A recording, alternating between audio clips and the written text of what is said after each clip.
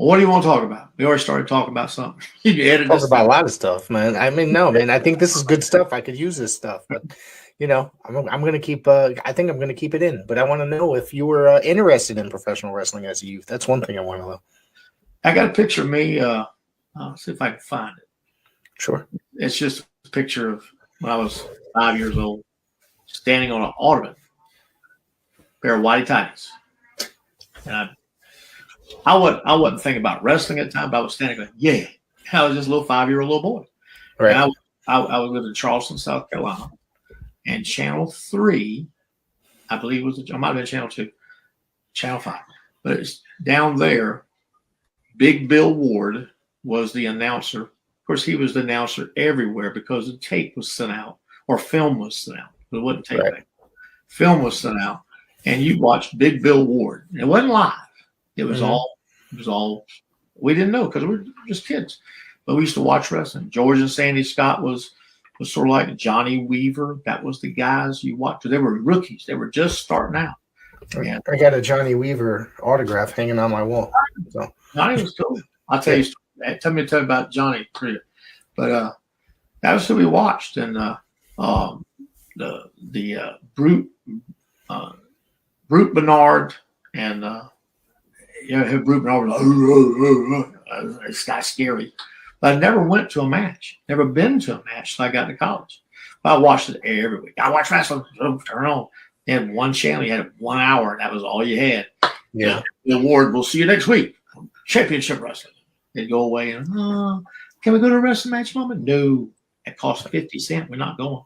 That's money. Mom was making like 60 cents an hour. So Dad was a pharmacist, but he made $6,000 a year. That was money then.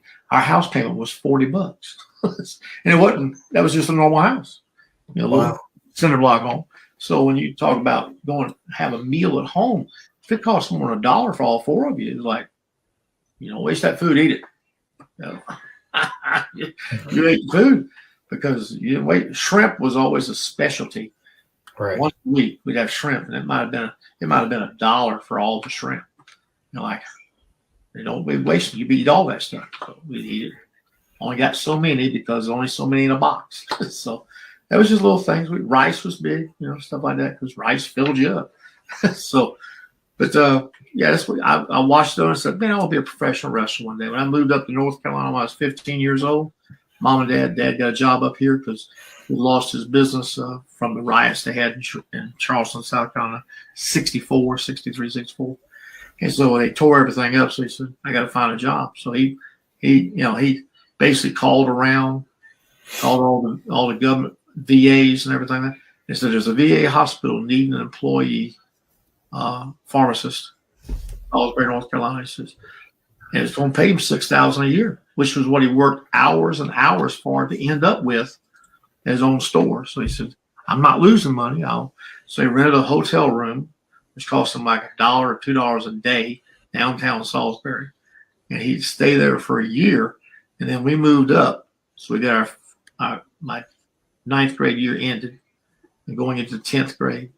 My brother came up. We all moved up, well, what about all his friends back? I said, got to go to work. You got to get a job. Let's go. So you didn't worry about stuff like that. Parents like, we don't want to leave our children's school. They're so happy there. Get over it. I moved up there, and guess what? I made new friends. Yeah. And I went out for football because never played sports before. So he said, you need to play on some sports because you get to know the guys and girls and stuff. So, okay. So I wasn't an aggressive guy, but I met one guy named Leonard, and Leonard was a lean-built guy, about 155 pounds, but he was as tough could be.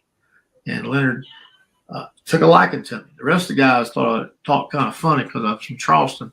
I had a black brogue, what you call my man? You said, you just talk that way, you don't.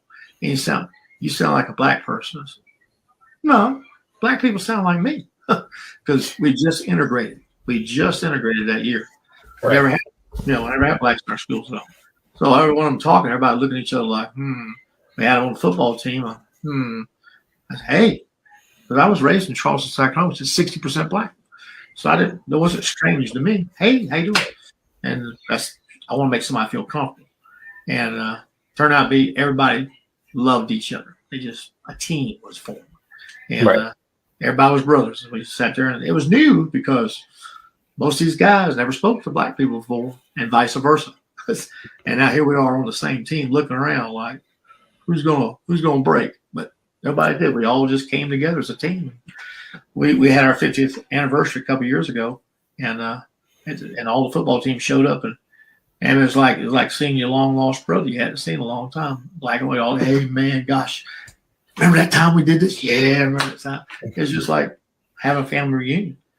But just got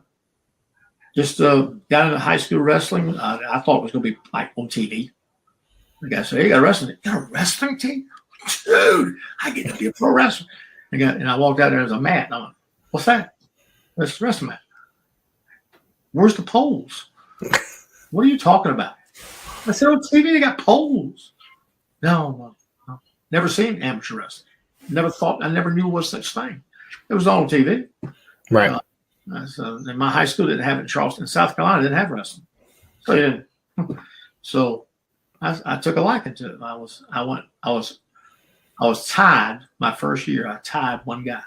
That's it. Had one match, tied. It was 2-2. And from that point on, the guys who had experience kept teaching me stuff. My junior year, I was okay. And my senior year, I'd gotten pretty good. And then after that, I graduated. I went to college, and everybody knew I liked to wrestle and stuff like that. And I went out for football, got injured. Finally, just, tore my knee. And everybody said, I'm done. So my ankle got messed up. So I said, screw it. I guess wrestling, football is not my thing. And the coach said, you did some wrestling in high school? I said, yeah. So he was my professor. He said, listen, I got to teach soccer and wrestling. I know nothing about wrestling. You like soccer? I said, no, don't want to have a thing to do with it. He says, you teach wrestling, I'll get you out of soccer. I'll give you credit for soccer. Sounds like a plan to me. I get to teach what I love. And the second semester, he did the same thing for me. And we had our basketball team, which averaged 103 points per game. No 3-point shot, no clock. But we're 303 points a game. So they run all the time. Zoom, zoom, zoom, zoom, zoom, zoom. And we're like, holy cow. So the second part of the semester in the spring, the basketball players had to come out and take class in soccer and wrestle. Well, they skipped soccer because basketball. But all of a sudden, basketball's over. Got wrestling class. And all of a sudden, we got 6'9", 7'1". We had a 7'1" guy, 2 6'10" guys, 6'11", a couple of 6'6"ers.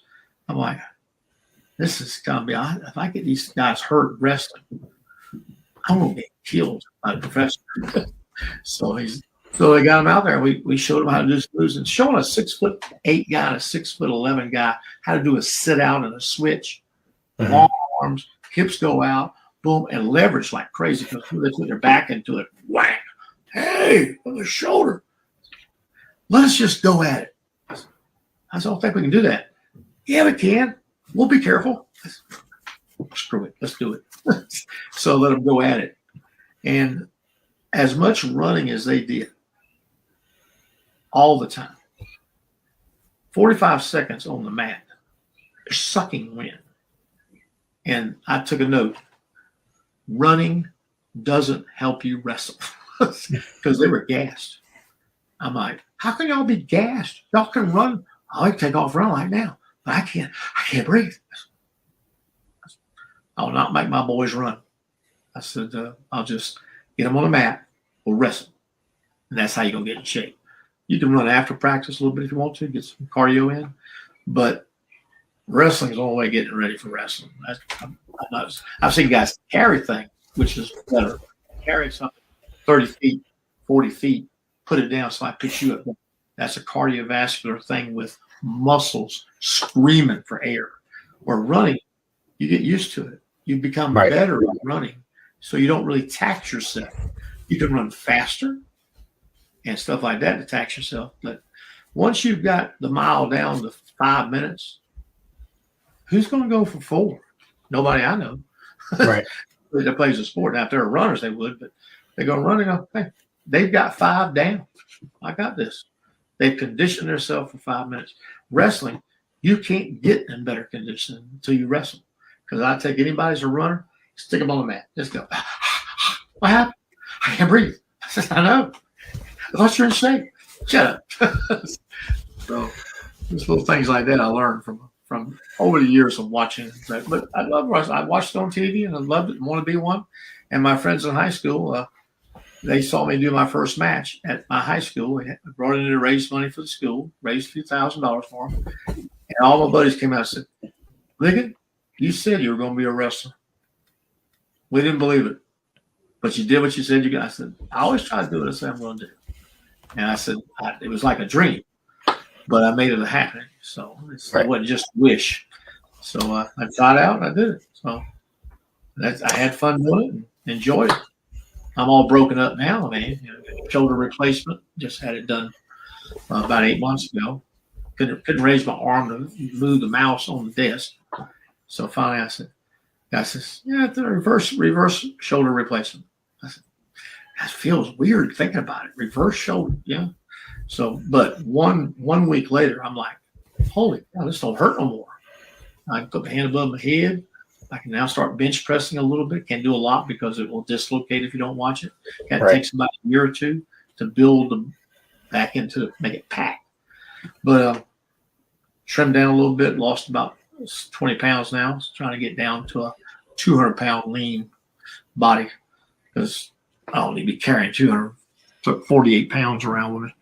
And I was staying steady at 235, and all of a sudden I blew up to 248. I went, crap, I got to start lifting weights because the shoulder can't do anything. So it's like running, I'm not going to do. I'm going to lift weights to make the muscles burn calories 24/7. Running, you burn while you run. And I'm not going to run that long. So I run up the street. Thank you very much. Had enough of that. Let's do some weights. Pick some weights up. Put it back down. Pick it back up. At the end of the time, you're like, calories were burned. I got a device in my workout room called a tonal. LeBron James and all of them support it and everything. And uses magnetic forces. So when you pull it, it's magnetically resisting you. And you can program that sucker. It says 25-pound, dumbbell. I'm pushing on. I said, that's more than 25 pounds. It feels like it's close to 40. So I'm doing a 25-pound dumbbells. All of a sudden, number 9, like shaking like a leaf. You got a button on it you can mash and make it where it gets harder as it goes up, or you can make it where it gets harder as it comes down. That's all kind of things you can trick your body with. And tricking your body is the key. You got to trick it. Because if it gets used to doing weightlifting, you have to change it because you won't grow, you won't strengthen up, you won't burn calories like you should. But it's just amazing how it works. But the body's an amazing thing. God created something that was like, figure this out. That's what we've been doing ever since, trying to figure out how to make this body work better than it does. And I think the guys back in the old days, they're probably a lot stronger than we are. Because I said, they survived a lot longer than we do, and we're dying at 75, 70, 80 years old now. The athlete was he's a great fan. They died of a heart attack. I don't know what happened. Thought he was in great shape. Yeah. But you never know. You never know when you're going to go, you go. Yeah. It's great guy today. Yeah, Adrian Street died today, and I had spoken to him recently, not on the podcast. We were kind of arranging for him to come on the podcast, and we didn't never finalize anything. And then this morning, as soon as I woke up, I logged into my computer at work and just saw that the first thing within like 5 minutes of punching in the clock. It was I couldn't believe it. He came on with Crockett. Yeah, I wrestled him. He was a talented guy, nice guy, but you had to get past the gimmick. Because is he was going to do it, take you down, beat you, and then give you a kiss? Not me, buddy. But his wife was just as nice. He was a nice man. He was very quiet. He wasn't the character you saw in the ring. Was not from the outside. Right. Very quiet. Right. And but I'm sorry, boy, he is pushing the envelope. Back today, he'd be a hero. Back then, it was like, who is this guy? But he wrestled in Shelby, North Carolina. The first time I ever saw him, I wrestled in the ring against him, and I went, wow. I'm just going to try to do everything he wants to do because he won't do. But then he did a big move and boom. I was like, 1, 2, 3. Thank you. Have a nice day. So it was fun. The only rest of them, I think, twice. Okay. Yeah. But it was a good experience. He was very nice to me. I have here that you trained under Nelson Royal. Nelson. Yeah. I had a gym for 25 years. 1987. Okay. Started in 87, 2012, and I was eminently domained. The building I had got eminently domained. I was renting a building, so I didn't get any benefit from the eminent domain, but that's the long story. But when I first got the gym, my friend who owned it was basically going to shut it down. So I'm shutting it down. So why? He said, I'm not making no money. I can't feed my family. I'm not making any money. It was a little small gym. It had a set of dumbbells that was just put together. It had some homemade equipment. Because back then there wasn't, Nautilus was out, but nobody could afford Nautilus. But they had people would actually, put cables and make the machines themselves, weld and all stuff, and no science to it at all. It was just plain Jane, cable lift up and down, make arm do this. And so I had a couple benches, incline bench, and he said, I owe $30,000. I said, well, I ain't got $30,000. I just started wrestling. I was doing okay, but I ain't risking 30 grand. I said, this could be my way of retiring out. So I've been wrestling about 3 years. And it was like 1987. And he said, I got to sell it. I got to get rid of it. I got to close it down. I said, let me have it. He said, well, how am I going to get out? I'll pay the payments. You owe $30,000 to the bank, right? I'll make the payments. He said, well, what if you quit paying them? I said, you're no worse off than you were. I said, yeah, you're right. I said, if I do make all the payments, though, the last of it, it's mine. He said, oh, you can have it. I said, okay. So it took me about 3 years. We paid it down, got that payment off. And Nelson Royal, I think this was like 89. It was 88. It was first of 88. I'd gone to see him, and because I knew him, I'd sold insurance in the area one time, 10 years earlier, and I knew him from saying hey to him and met him a couple of times, but he knew me from watching on TV. And I went by and see him. I said, Nelson, you need to come out. You need to come out and work out, get back into wrestling, because he was still a fit boy. He says, I said, come work out. Be good for your knees. Be good for your shoulders. So I invited him to come to my gym. He had to drive like 25 miles across that country. And he come to my gym. He said, oh, you got a nice little gym here. He was being complimentary. I said, ain't that nice? So, but it had the stuff he needed. And he started lifting weights, doing the machines and everything like that. And next thing you know, he says, I think I want to get back in the ring. I said, you do? He said, yeah. This was 89, you said, correct? Around that time. He come and got back in the ring and wrestled in the, I think, 88, 80. It's all around that time. But he went and got into the Crockett Tag Team Cup, which was, I think, 89. Was that 89? I think it ran 87, 88, I think. 86, 87, 88, I believe. Like those 3 years in a row. There was the one that the Thunderfoots ran. I don't know what year that was. I think. Oh, hang on. I will look it up. And I never can find it because they got the thing edited so much.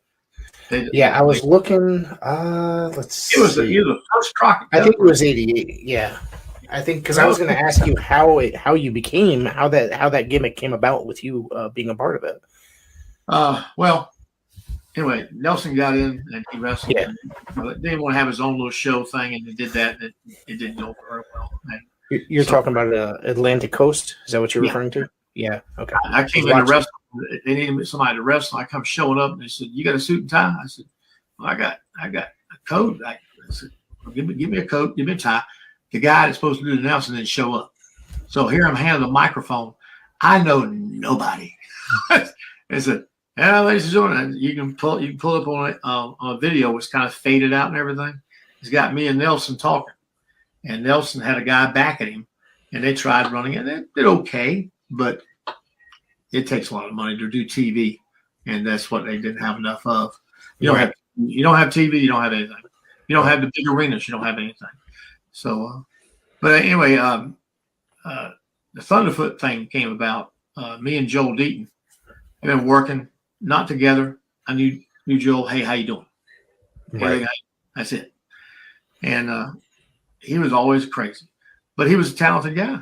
And but one day, they come down to the office and they talk to us. What I do? I don't get booked that much. I'm getting booked fairly regular now because they wanted hands that would show up. And so I was sitting there going, okay. Go down to the office. Dusty wants to see you. And there's Joel going, what's up? I don't know. What's up? So we sit down and he looks at us and says, John, need you to go to Kansas City. Okay. You're going to be Thunderfoots. What's Thunderfoot? What is that? So he said, I have a loaded boot, but you're not supposed to use it. Don't be using a loaded boot. Okay? We're going to fly out there. You're going to be Central States champion. So, y'all want to do it? Yeah, we'll do it. So we're going to fly out there, wrestle, win Central States champion, come home, right? We fly out there. These two guys are little Mexican guys, Latino guys. And they were small, nice guys. Well, we got to go in there and we got to beat them. We got to pound them. Boom, boom, boom, boom, boom, boom, boom, boom. Over. Do it in 45 seconds. That's kind of disrespectful, What the boss is telling you, knock it out. So we get there, fly in. They don't have a clue what's going to go on. They think they're Central State champions. They are. We go in there and say, listen, they putting us over. No one told us. I said, we just got told. But they'll probably do some kind of comeback thing where you have we didn't know. We're guessing because that's what they normally do. You go in and beat somebody, and then they have a rematch. So we go in there and they start pounding on us, and boom, boom, boom, boom, boom, and all of a sudden, boom, close up, don't, knock them out. Boom, 1, 2, 3. And we felt bad because they were nice guys. This was Billy Two Eagles and Joe Lightfoot. I guess they were wrestling like one time in my life. That was it. When I was doing research, I don't remember. Yeah, when I was doing research, that's the match I came across where you guys won the belts. So they were the heroes. Right. Here we are, the evil dudes come in. We beat them. So they put us on a plane next day, fly us back. Actually, fly us all the way back to Charlotte. Get back to Charlotte, be like, hey, how'd it go? Hey, we're pretty good. Did you knock him out about no, a little longer than we thought. We went about 2 minutes. But so okay, I need you to get in the car and get your car and be in Kansas City. You'll work there for the next several months. And I'm like, I don't have a wife or family or anything. So I'm like, dude, I just get in the car and go. So I got in my car. Boom, we got our stuff loaded up. We took off. They gave us uniforms, the whole thing, nice 3 sets. So we're driving all the way across. I'm following Joel because no GPS. Okay, it says you're 95. No, you're not. No, you're 7. You're going across 77. Holy cow! So we're down through Missouri, St. Louis. Finally, we get to Kansas City, and it's like, wow, Kansas City. It's a big town, And we'd wrestle in Kansas City, Kansas, where they did the TV taping and everything. But it's a little tiny town. It ain't nothing. Kansas City, Missouri, big town. So we had to find a place to live. I found they sent some other guys out there. We all got together and said, okay, where you want to stay? So we found apartments and stuff. And I stayed with a guy named Todd Champion. And and he was just starting, but he thought he was the man. I said, Todd, you got to earn your way, buddy. They don't just poof give it to you. He's a big guy. Big guy. Yeah. He was thinking that he's automatically going to go right at the top just because. I said, no, it don't work that way. I said, you got the look, you got everything, but you got to let it work a little bit. But he wanted it right away. I said, oh, he didn't know enough. He didn't know how to do a hip toss. He didn't do it. I said, you don't know enough stuff to do to be a champion. You got to be, win some matches that you're not supposed to win. I said, but he was just rookie. He was like, he only got 4 months in. Right. Headlock takeover. It was hard for him. because he was he was a lineman, my guy. So we always pick on lineman. He's a lineman. So, but anyway, we stayed with him, and then we stayed out there for about 3 months, and we were barely getting paid $50, $75 a night, driving left and right, boom, boom, boom, boom, boom. And like, holy cow. And all of a sudden we get a phone call. You're going to wrestle in St. Louis, Missouri. You're coming back to Charlotte. What? Yeah, Thunderfoots are coming back to Charlotte. Right. We made it to the majors. Major State's minor league majors. Now, our brains are all like, so we finished up in St. Louis, and I'm so glad we did because snow started coming. Yeah. And we're out the door. And if you don't work, you don't get paid. So they had no guaranteed paycheck. So we hit the road. We just got over the mountains, and snow had hit up hard. They got a lot of snow that day. And we get back to Charlotte. I got a ticket on the way home because I was in such a hurry to get home. I was crossed where 77 and 85 meet. I hit there, and I said, boom, highway trouble. I said, I'm just on the way home. I've been away for 3 months. He said, I'll lower it down. He gave me a low speed so it wouldn't cost me much. I said, well, thank you, officer. So took it on home, got home, unloaded my car, found like $1,000 in cash sitting in my car where I'd stuffed money away, forgot about it. I get paid, stuff away, so I don't want to spend it. But I forgot about it. Whoa, $1,000. So I like, Mom, look what I found. Well, you need to get me.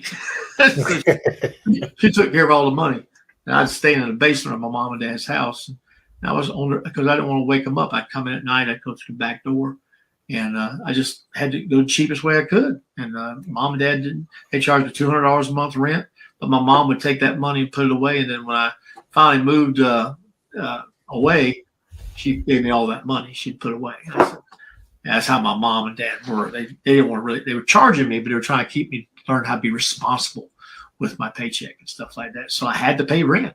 So, but I got rent. I got free food. I got free lights, free everything. I got fed a lot. My mom said, "Well, you feed me off for this. You have something sitting out at night. When I get home late at night, I'd microwave that sucker, go to bed that night." But we came back and we showed up in Greenville, South Carolina, our first match. And Joel he had wisdom. He understood the background. I'm just a goofy. I'm an athlete. Want to have fun, have a go. He understood the politics of the whole thing. I did. I thought the more tickets you get to the door, the better for the company. But some people get jealous and they don't want you to be successful. I'm not trying to hurt you. I'm trying to help the company because we get paid commission. So we had a $100,000 night at the arena. We're getting paid $1,000, something like that. Dude, thank you, Rick, for the crowd. Thank you. Always thank the stars because they brought the crowd. I didn't bring the crowd. Thank you, Rick. Thank you, whoever. And that was a thing you did. You thanked the guys who were the headliners. And if the crowd wasn't very good, thanks a lot. Just because it was like a sideways thing. But we sit there and we get to Greenville, and it's got a good crowd. Man, we got good crowds. Yeah, look at this. Hey, no one knows us in our mind because all the tapes were made in Kansas City. Right. Satellite was just coming around. TBS Studios was the satellite channel. Nobody had all this stuff. We got it up here, TBS, believe it or not, pretty early on, and I'm in Connecticut. They were international and national. But Channel 3 in Charlotte, you didn't get Channel 3 in Charlotte. Right. You didn't get Kansas City in Charlotte. Right.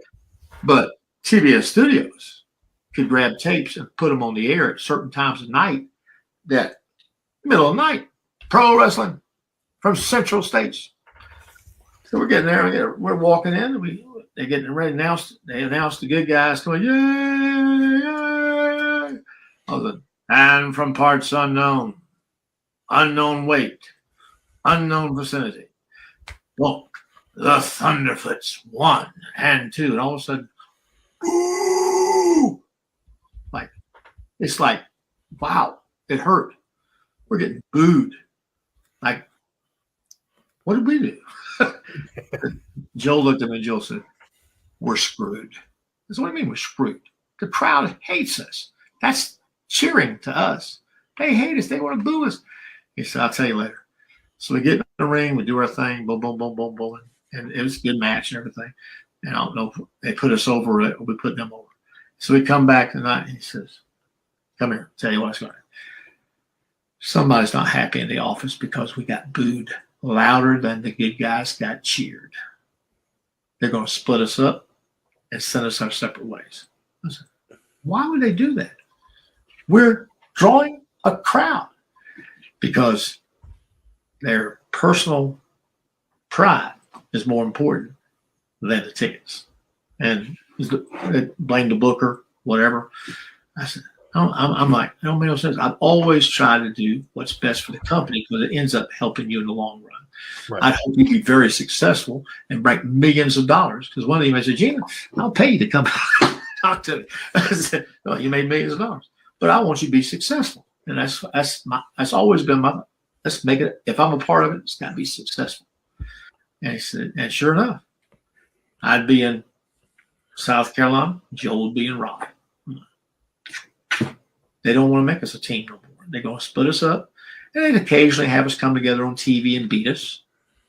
Yeah. One on TV. And then all of a sudden we have a match together somewhere else. Went to Crockett Cup, and Joel missed the kick. And missed it so much the crowd saw it. And they repeated the move, which you don't do. You have to come on a different finish. And right. And that kind of killed it off right there. And he normally he didn't want to hurt the guy. So he missed the guy. The guy reacted like he got kicked, that's his mistake. Joe went to kick him, trying to avoid hitting him too hard, and the guy missed him, and he falls back like that. He still sold it, though he didn't get hit. He sold it, and everybody saw him miss. So I was like, duh. It's like watching a couple of fights in pro boxing where the guy misses completely and the guy falls. Boom. I guess it was the Jets defensive lineman. What's his name? Buffalo, something. I'm trying to think of that time period. I don't remember. Yeah. He wrestled. He fought against a guy that was in our wrestling group with the IWA. That when we went up north and wrestled. Yeah. He boxed against that guy. Now, they didn't tell him that the guy he's getting ready to box didn't know how to box. And the guy that's boxing was told, go out there and take a fall. You're going to get hit, fall down. You're talking Derek Dukes? Derek Dukes. Derek Dukes. That's what you're referring to, right? Okay. And Derek looked the part. He good. Yeah. He wasn't watching. He went out there. He's like, swinging. And then the Jets guy swings and misses. And Derek takes a wrestling bump. Yeah. And everybody, ugh. Now the Jets guy, defend him a little bit. He didn't know that Derek wasn't trying to kick his butt. He's scared. He was shaking like a leaf. Said he was scared to death because he's a pro football player. He's not a fighter. They were because he was a good-looking guy. I think he got cancer and died eventually, but not too long ago. But he was a nice guy, but he was scared. And it was and we're looking at Derek. Why'd you take a bump for you? You get hit. You got. And I had opportunity to do it, but I had to get told. And I said, I had the guy haul off and clock me. Box him a little, give him a couple of shots. Finally, he come down, hit me on the head. And if it hurt, I'm falling down. But there, the guy missed him. And it looked like it looked terrible. You find the video because it's out there. And it's quite a popular thing, a controversy that happened. I guess a lot of people don't know about it. Yeah. Hey, if you watch it, you go, yeah, he missed him by a mile. That's what happened in the wrestling match with us. But not the fault. Derek was doing the best. Derek was not a boxer, and I ain't either. Right. But I'll take a shot because I took many a shot from these guys and everything. Ric Flair gave me the best compliment I ever had from Ric Flair. Because I had a TV match with him, and he liked to chop, He'd chop me, and I was new. I was trying not to make him look bad, and that hold me back a little bit because he had me wrestle where I sit out on him a couple of times and come up, boom, boom, boom, boom, and I was, showing back in wrestling. Ric Flair, okay. He wanted me to do that. He liked it.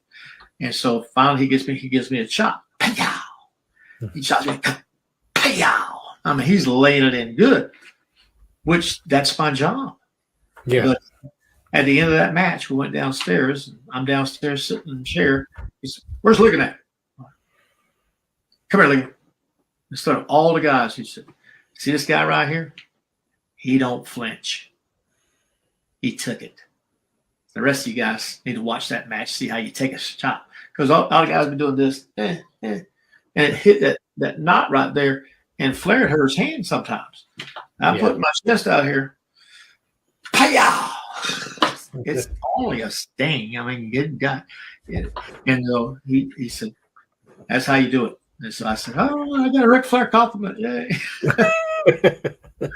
But he didn't remember my aunt.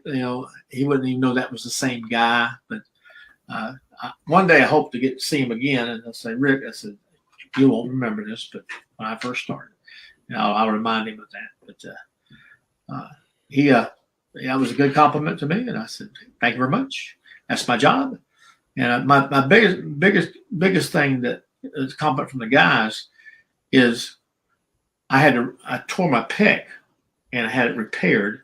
And I'm in the office because I've run through every dollar I've got. My mom and dad would give me the money if I needed it, but I wasn't asking my mom and dad because just man, you got to stand on your own 2 feet. Gotcha. So I go in the office. I said, "Mr. Crockett," I said, "Yes, Gene, what do you want?" I said, "Well, I know this sounds kind of funny, but I need to borrow like $1,500. Mr. Crockett said, "Borrow $1,500? Yeah. Been injured, pec surgery. It's starting to heal up now.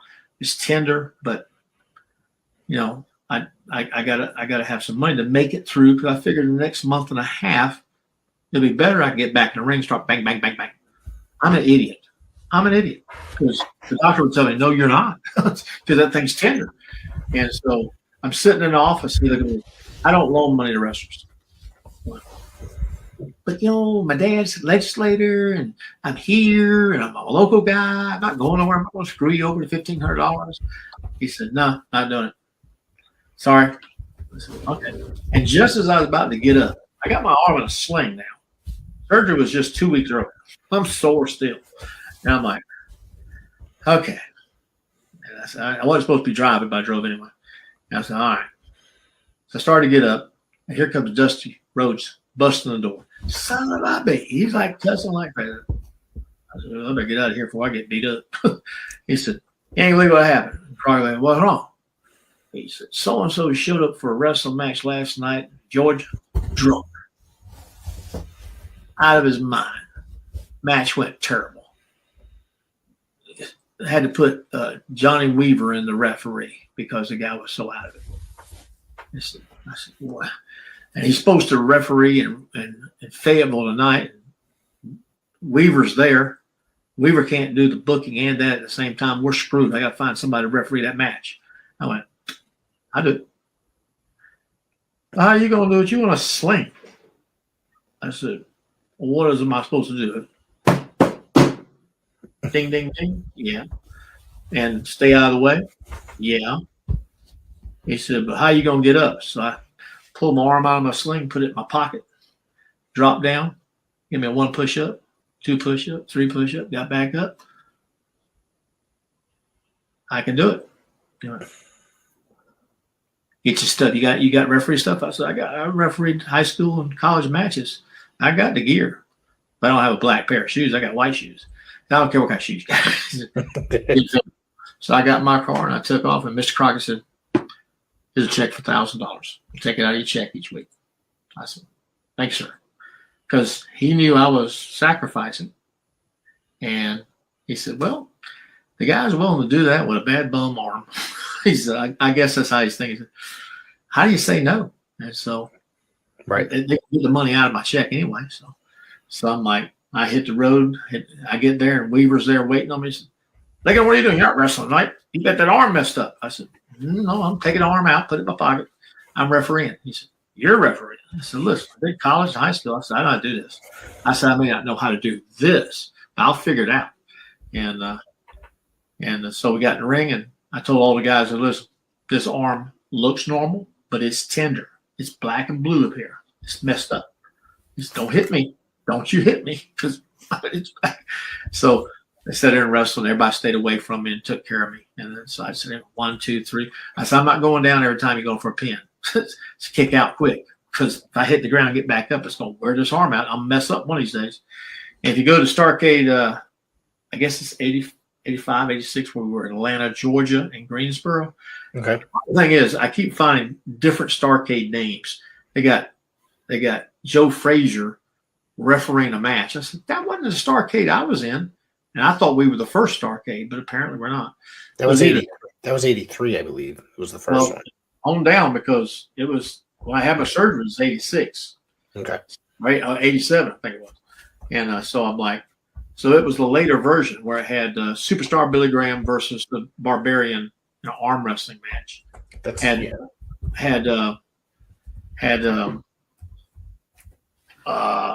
Manny Fernandez versus Abdullah the Butcher in a Mexican hat match, and had Ric Flair versus Dusty Rhodes in a wrestling match where the referee got knocked out of the ring and a referee came to save it, and that was me. And I had another match, I think it was I had my 3 matches, and I said, here's how, you want to tell how good we were? Not me, but at how good the company was. Right. Most of these companies, they pre-plan everything. Right. They tell everybody what's going to happen. And this is how it's going to go. But it takes the spontaneity completely out. You know what's going to happen. They had the Ric Flair and the Dusty Rhodes match. Dusty's going over, but nobody knows that. Only Ric Flair, the referee, and Dusty Rhodes knew, and Jim Crockett. I didn't. All right. I'm looking here that Starrcade 1985 is when that was. I just found it might have been. My brain might be dead. Yeah. It probably was 85. Yeah. I tore my pec, and I was like screwed. And all 3 of those matches you mentioned were listed on there. At that I just found.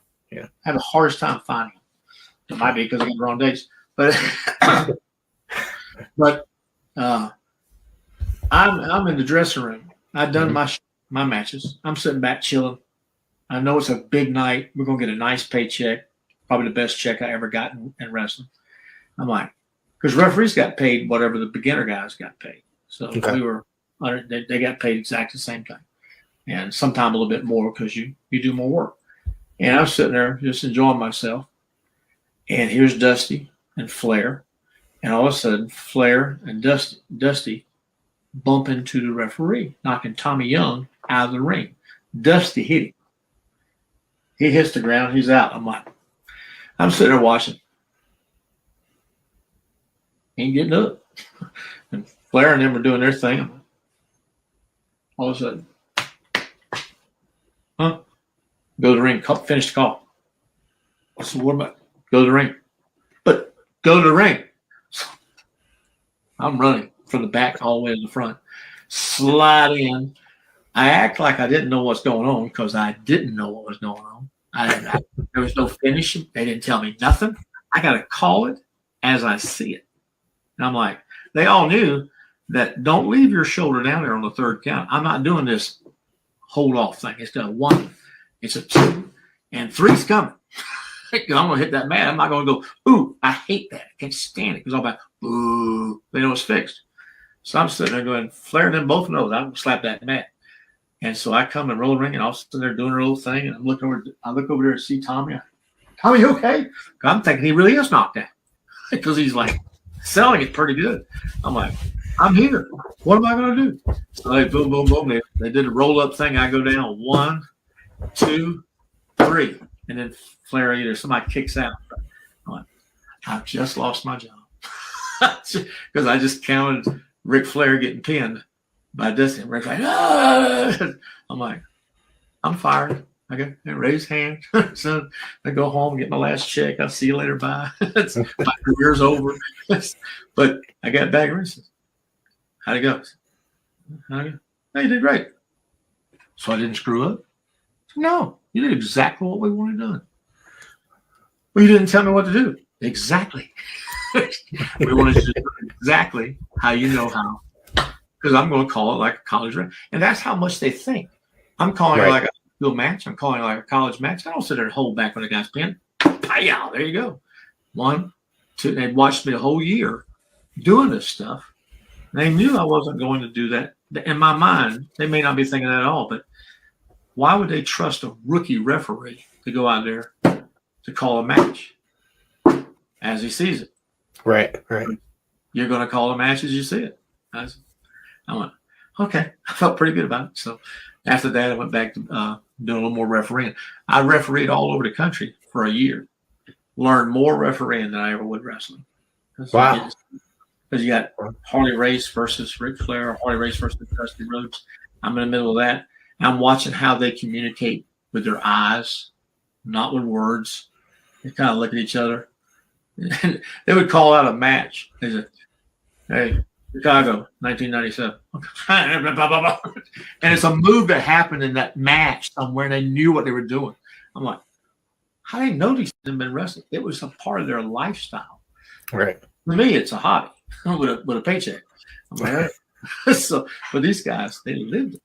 And I was taught my first year that I got in at 76, 77 with IWA and Johnny Powers. Somebody, I said, well, wrestling's fake. He said, don't ever say that. So you call my mother a whore. I called your mother a whore. I would never call your mother. No, the mother is my business. Right. This is my business. This is my mama. It feeds me. It clothes me. It has a house. This is my mother. When you say it's fake, you're calling my mother a whore. Won't do that again. I won't do that again, buddy. He said, that's how you got to test it. When somebody says that to you, you need to be offended, just like they called your mother a whore. I like the thought. I like the way they think. It is their life. And I had my first start, Crusher Khrushchev. No, that wasn't Crusher Khrushchev. No, it's Karl von Stroheim. Karl von Stroheim. You ever heard Karl von Stroheim? Kurt and Karl. Yeah. Well, we got in it. Kurt. The guy named Karl von Stroheim was actually Kurt von Stroheim, and the guy named Kurt von Stroheim was somebody else. But we never met Kurt. We met Karl, which was actually Kurt. And he took me and Chuck, a buddy of mine that started together, and I teach you how to wrestle, teach you how to train like a wrestler. This guy's just German accent, like, jeez. And I'm like, okay.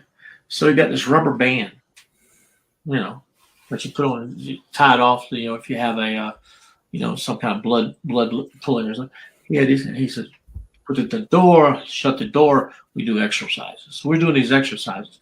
We work out for 2 hours straight. This guy's in his 50s. I'm in my 20s. I was in pretty good. I was in fit shape. I was a gymnast. I had just come out of college. I'm in shape. I just finished high school wrestling. I'm in shape. And my arms were like, the next day, couldn't walk. Arms were sore, back sore, everything's sore. This is what he does every day for his workout. So he starts telling us stories about what it was like to be in the military in Germany in World War II. He fought in World War II. Jeez. Like, dude, my dad fought in World War II. My dad was in his 50s at the time. And I'm like, this guy is still around. He said, I would have flamethrower. I said, yeah. He was a nice guy, right? Flamethrower. We go to a cave. We told the Russian pigs to come out. He said, come out. You'll be executed like men. You think I'm coming out? You're going to execute me? Line me up? Pow, pow, pow, pow, pow. Because that's what they did. That's how they fought war. They not come out. I have to cook me Germans. Cook you some Germans. Yeah. They would not come out. Go ahead. Whole cab. Lit it up. We're all twisted current. He said, war is hell. I said, that's how you fight wars. So I said, well, anyway, the war got over with and everything. He said, I had to make a living. I said, what'd you do? He says, well, we would travel to the towns of Germany, Austria. We take a boxing ring with us. Because in Germany, they had rings set up and stuff like that. We over here play football. They're over there doing gymnastics and boxing and stuff like that. Right. Different world. Yeah. And so every little town had a hero. Every little town had a stud. He said, my manager and over the event, the booker, he'd go to a town and he'd go to a bar and he'd go, who's the strongest man you have here in your town? That would be Bruno. Bruno. I have a man that would kick Bruno's butt. And he said, no one can kick Bruno's butt. And so we said, no, Bruno, he's beat all of us. He can beat us all. And they're all, hundreds of men sitting at a bar having a stein, drinking a beer. I can picture it.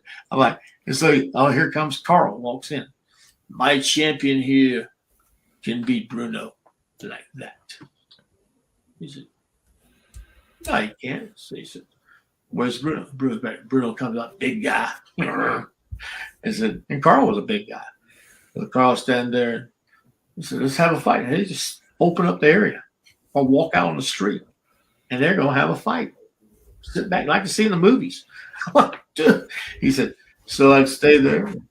And Bruno, I'd take a slow swing and Bruno would hit me. Boom. I swing again. Boom. Then Bruno would get me good. Boom. I hit the ground. No more. And so I said, I thought your man was tough. Well, it's because it's not the right area. We need to be in the ring with boxing gloves and stuff. We'll have it tomorrow. So I have a Saturday match. So just sitting there, they get the ring set up. They get the whole thing in the middle. The whole town shows up. They're laying bets on the side. The guy's got thousands of dollars he got set aside for betting. 10-1 odds, 5-1 odds. They're betting money. So the guy's got all this money on the line. And all this money they're going to win. So here comes Bruno. And Carl comes walking in like all beat up, his eyes swollen, everything like that. So they get in the ring and they do a few punches. He says, I carry the guy a little bit and finally, Bruno hits the ground. Get up, Bruno! Get up! Knocked him out. And the guy collects the money. He said, I'm already in the car waiting. Whoa! To the next town. Do the same thing over and over. And they split the money down the middle. He said, nobody's beating my butt. I said, I believe you, Carl. He said, I had some close ones. He said, but I knew how to hit. He said, and he just was a strong man. I don't think he could probably do 500-pound bench press, but he just had tendon strength that he could grab you and you're like, whatever you want to do to me, go ahead. Don't kill me. Just a nice man. He had a lovely wife. But I said, gosh, the mentality to live that life. Yep. Came here as American, became American and everything. He says, I can do this wrestling thing. But if he wanted to kick somebody's butt that was getting smart with him, we tell the guys, we said, hey, don't mess. Oh, he's an old man. Don't you call him an old man. He will kill you. And I said, you sure? I'm sure. I'm telling you right now. He said, hit me in the jaw. And I hit him. He said, boom, I'm out cold. Boom. I said, I'm telling you, I'm not doing it. I said, you go ahead and you do what you want to. But I'm telling you right now, you better give your mom and dad's address so I can send the funeral. Don't happen because you'll be dead. Really? So they were scared to death of Carl. But Carl was a nice man. He was just nice as he was. Nothing but fond memories of Carl. He wore us out that day. I thought I was in shape. This son of a gun, this old man just made me cry. That was one of the great stories of when I first started. Because all of a sudden they became heroes to you. This guy's a normal guy. He's a guy that fought in World War II and survived the worst conditions. And I can only imagine how many fights he had all through Germany and Austria. He can't go back to the team again. He has to make their money now because they're not coming back because they all figured out they screwed us. They set us up. Yeah, they did. Y'all bit big time. Kind of like the old Carney days in a way, Yeah, like in wrestling, you know. that's Carnival. The old Carnival. He said, you go there and say, Yeah. who can beat this man? Who will take the champion? There's a lot of movies that got the same thing. And it said we just worked it in little towns that always had a hero there that could beat anybody's butt. No one can beat Bruno. No one can beat Hans. Hans is the greatest. Hans knocked out late in the middle of the ring. Oh, but to take a beating for a while, it's sort of like the movie. If you've seen it, it's a boxer that they have to lose the match for a while, and they're setting this rich guy up in Texas. It's the same thing. Yeah. The guy that played the black guy that played the part. He's been in lots of movies, and he took a beating, and all of a sudden, boom, he gets a shot in, and all of a sudden, then it had other guys come up, young guys, and they try to cheat, and finally, boom, boom, and finally, he's almost beat. They got the money. He won't ever finish. They had to fight like 7, 8 matches, and one day, and he beat everybody in town that one day. Young buck, young stud, young this. And all of a sudden, finally, they brought in a guy that was a champion, from a prison. And the prisoner was a champion boxer, and they knew each other. But it was like, oh no, I can't beat him. He'll kill me. And the guy, it's called, what's it called? You have to look it up. But the guy that played the guy, he's played a lot of movies, gangster movies and stuff. But he said at the end of it, all of a sudden here comes the Mexican guy, and the rich guy's going, you're going down, and the black guy's going, what's going on? And didn't realize that the manager had it all set up. It's going to be fine. Also, boom. All of a sudden, he goes in there. The guy takes a swing. The guy sticks his jaw out. He goes, boom. Down he goes. Yeah. And they won all the money and walked out. Yay! The next guy looks up and winks at him. Because he got paid too. Because he already got paid. He got out of prison. Got all this stuff was to get him out of prison. The whole I said, that was so good. It's like a sting, but that's exactly not the champ, is it? No, Champ was a story about a young boy looking up to his dad. Yeah. But that was a good movie too. But it's something like county. I'll look at some boxing. You look at boxing, Texas boxing or something like that. Because it was in Texas, I think, where the fight was, a little tiny town. This guy owned the whole town, and he ran. The guy that played the part of the owner of the whole town played all of Clint Eastwood's movies as the evil character. He was always the evil cowboy, and it was like, I'll get you right. He was always Bruce Dern. Bruce Dern played the owner of the town. Bruce Dern movie about boxing. Bruce Dern. I tell you what year was this? This is 70s. 70s. Okay, this is way back. Yeah, I'm trying to look it up as we're talking. So I'll watch a good movie. You need to watch that movie because it was all about getting redemption over a guy that was mistreated, and the guy came in there and said, "We're going to give him a little bit of your own medicine." Yeah, but you don't know the ending. And I told you the ending now, but I spoiled it for you. But you watch the whole movie, you're like, dude, it's beautiful. It's pro wrestling like crazy, man, because it's like they're setting guys up, boom, boom, boom, boom, boom, boom, and the fight goes on all day. And it lasts 2 days of fighting. But Bruce Dern, boxing, town owner, evil. I'm looking it up. I'm trying to.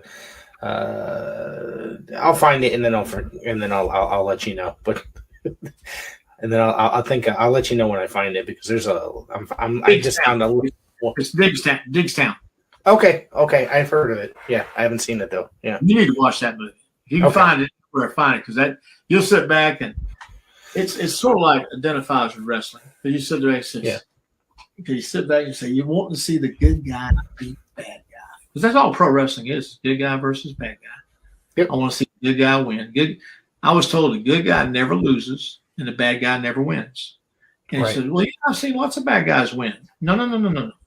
The bad guy always pulls the tights. He didn't win. He cheated. Yes. And the good guy didn't lose because he got cheated. So it was all, no, that's not right. He didn't lose. He got cheated. He didn't lose. He got cheated. And that's how the crowd accepts it. And that's the whole premise of all pro wrestling. Now it's all about who can show the boobs off to each other most, I guess. But I said back then it was good guy versus bad guy. How many flips you could do? Yeah. Or yeah, how many tables you can go through? Yeah. You watch some of the old stuff. They do a good drop kick. That was a good move. No punch. You know who had the best drop kick in my personal opinion, and I know you got to know this guy very well, is Brad Armstrong. He had the greatest drop kick you'll ever see. Nice. And Brad was just as cool could be. He'd always give you more than he needed to give you. And that's why he got a lot by some guys, because he'd always help a guy, make him look. So I don't want to beat somebody that's nobody. You beat nobody, then that means you beat nobody. But he give a little bit of this, but he give a good arm drag, good drop kick up there. That thing, he's up there flying and it landed so nicely. You can't help but fall properly because he lands it. He didn't kick in the gut or anything like that. It was like beautiful. You could put that foot on your face and you wouldn't even feel it. It was like he just had a good touch. One of the greatest of all time, I think, personally. That guy could put on. Didn't get his just due. Tell you that. Yeah. And his dad was.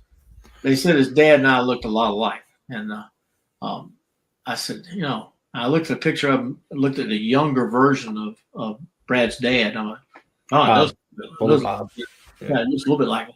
Because I said, you're not related? Because if you find some old pictures of him and find a picture of me, he's like, hey, look at that. older version of me. And now I look more like him as a younger man. And I said, hey, that's old. I'm 72. He'll be 73 in a couple of months. I'm like, gee, having fun. Actually, I saw while I was doing research, your birthday's October 10th, right? Yeah. Mine's the 11th. So, boom. Look at you. Look at you. Things you come across while doing research, I tell you. So. It's made my brother's going out. My brother's the 27th. Oh, wow. So we're like a family. There you go. So, tell me about there's a couple other things I want to get into you about. We can of course go back to a lot of the 80s career and stuff like that, but I want to ask you about specifically was the NAWA, which eventually turned into South Atlantic Pro and stuff. You went there. You were you did commentary. I think we touched upon it earlier, right? Mm-hmm. Yeah. What was the whole deal between that and that was that Sandy Scott that started running it, correct? It was short-lived. It was only about 2 years. I have a deep love for this organization for some strange reason. When I discovered it in like the mid-90s, I went back and got a bunch of tapes, and today I'll go back and watch a lot of that stuff. You have to send me some of those tapes because I haven't seen it. They just needed somebody to do some talking. I don't even remember it hardly because you get them all mixed together after a while. Like, really? It's a little bit confusing, the history, unless you really sit there. I went through some online stories and stuff like that I found, and I think I got the story straight for the most part. So it's very confusing because I think I came across the South Atlantic part first, and then the NAWA, which the NAWA was South Atlantic was Nelson's thing, and we traveled around a couple of cities, and it died quick. I mean, ran out of money. It just they had a guy they had an angel that was paying for it, and kind of died out. And then I think I went in the background looking around. All I did was show up. They said, "You need to talk about it." I says, "I don't know any of the guys' names. I don't know any of them names." I said, "Put a list up there," and they put a list up there on a piece of paper. I'm like, I'm just reading it off. Hey, ladies and gentlemen, and I just kind of like ad-libbed the rest of the time. And some guys were good at ad-lib with it. The one guy that was the announcer originally, a little skinny fella, he died of some kind of, I think, AIDS or something like that. Jeez. And he was drinking pretty bad. He didn't show up for work one day, and they said, "Ligon, can you do this?" I said, I can talk. I mean, you were a school teacher. I said, "Well, yeah, that don't mean nothing. Most school teachers can't stand to be in front of a camera." I said, "Put it up, let's go." I said, "Who's watching?"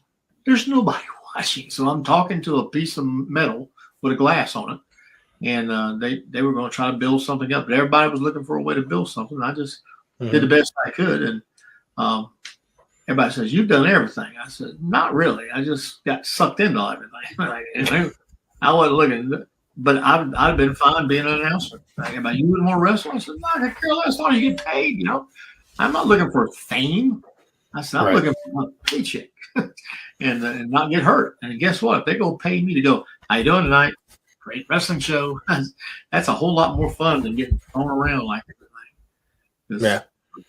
When they're 22, 23, 24 years old, it's all about, I'm going to get somebody.